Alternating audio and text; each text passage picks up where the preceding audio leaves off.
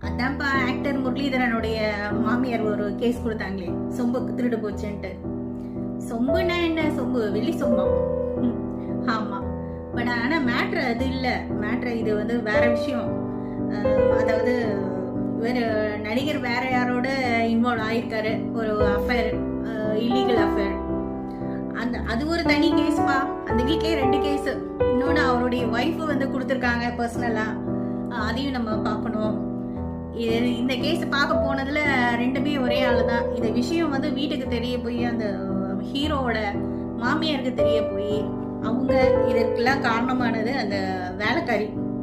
So வேலைக்காரி மேலே ஏதாவது பழிய போட்டு வெளியில அனுப்பலாம் அப்படின்னு அவங்க ஒரு ஃபால்ஸ் அலிகேஷன் வச்சிருக்காங்க.